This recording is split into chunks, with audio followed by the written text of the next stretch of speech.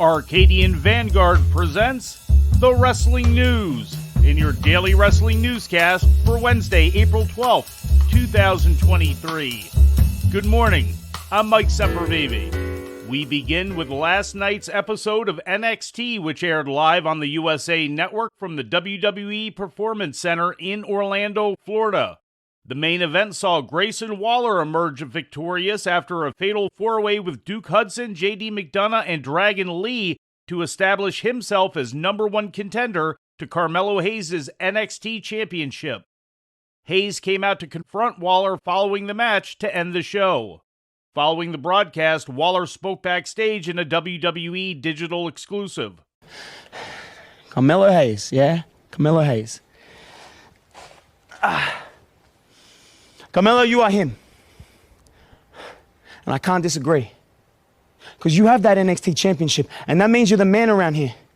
And the secret truth is, me and you have been 1 and 2 since the start here. But the thing most people don't know is, I'm 1, you're 2. Also on the show, Isla Dawn and Alba Fire retained the NXT Women's Tag Team Championship, defeating Fallon Henley and Kiana James when Fire pinned Henley. In other results, Braun Breaker attacked Andre Chase during an in-ring promo segment. Eddie Thorpe beat Javier Bernal. Tiffany Stratton pinned Sol Ruca. And Ilya Dragunov defeated Von Wagner. Following the win, Dragunov was confronted by Dijak. In ratings news, Monday Night Raw lost nearly 20% of its audience this week, bringing in 1.818 million viewers on the USA Network, as opposed to the 2.260 million that tuned in for last week's post-WrestleMania episode, according to Showbuzz Daily. In the hourly breakdown, the first hour drew 1.755 million, which jumped to 1.964 million for hour 2, and then fell to 1.734 million for the final hour, a loss of 230,000 from hour 2 to hour 3, and a cumulative loss of 21,000 from the beginning of the show to the end. The rating in the key 18 to 49-year-old demographic similarly dropped more than 22%, coming in at 0.59 this week, down from 0.76 last week, according to WrestleNomics. Nevertheless, the show did come in first place in the key demographic for the evening on cable TV, just as it did last week. Last week's SmackDown held its audience from the previous week's WrestleMania go-home show and also pulled down its highest key demographic rating of the year, according to Showbuzz Daily and WrestleNomics. The total audience for the show was 2.468 million, on track with the previous week's 2.484 million. At 0.69, last week's key demographic rating was tied with the rating of the go-home episode for the highest of 2023 so far. The episode came in at first place on network TV for the evening in the key demographic. Last Friday's live episode of AEW Rampage experienced a nearly 50% increase in viewership from the previous week's taped episode, as well as its highest key demo rating of the year, according to Showbuzz Daily and WrestleNomics. A total of 503,000 people tuned in to watch the show on TNT, up from the previous week's 340,000. The .17 key demo rating was up 70% from the previous week's .10. The episode came in 6th place for the night in the key demographic on cable TV, a major leap from the previous week's number 43 position. Rampage served as the lead-in for AEW's Battle of the Belts 6 special on TNT, which lost 94,000 viewers from Rampage, pulling in an audience of 409,000 people at the 11 p.m. hour, according to Showbuzz Daily.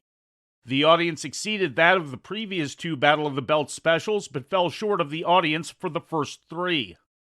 The key demographic rating for Battle of the Belts 6 was .14, up from the previous 3 specials, but lower than the first 2, according to WrestleNomics.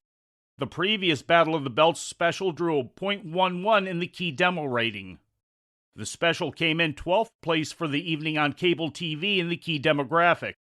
The least watched Battle of the Belts special to date has been the 4th, which drew 317,000 viewers, while the most watched remains the first edition, which was seen by 704,000 in January of 2022. In more AEW news, after some uncertainty about where his future may lie, Brian Cage has renewed his contract with All Elite Wrestling, according to a report from Fightful Select. The deal is reportedly a long-term, multi-year agreement that will see Cage continue on with both AEW as well as Ring of Honor, where he is co-holder of the six-man tag team championship. Cage's contract was reported to have expired following Supercard of Honor on March 31st, and AEW was interested in extending it. There were also reports of interest from WWE as well. In other television news, Vice TV has officially announced the 4th season of Dark Side of the Ring. The documentary series is scheduled to return on Tuesday, May 30th at 10 p.m. on Vice, according to yesterday's press release. 10 new episodes are planned, including episodes on Chris Candido and Tammy Sitch, on the Junkyard Dog, Doink the Clown, Magnum TA's career-ending accident, Abdullah the Butcher, and Marty Jannetty. It has also been previously reported that there would be an episode devoted to Scott Hall. And before we leave you today, we'd like to remind you that however you consume your content, you can find the wrestling news 24 hours a day and 7 days a week across social media. On Twitter, follow us at Wrestling News AV. Our Facebook page is also Wrestling News AV. The Wrestling News can also be found on the Arcadian Vanguard YouTube page. And for those who utilize Amazon Echo devices, just tell Alexa to play the Wrestling News podcast. And remember to make sure you add podcast at the end. Once again, for daily updates, breaking news, and more, follow the Wrestling News across social media. And that's the news for today. If anything happens, we will be here to tell you about it. No clickbait, no paywall, just the Wrestling News. The Wrestling News is a division of Arcadian Vanguard, and the Wrestling Newscast is a production of the Arcadian Vanguard Podcast Network.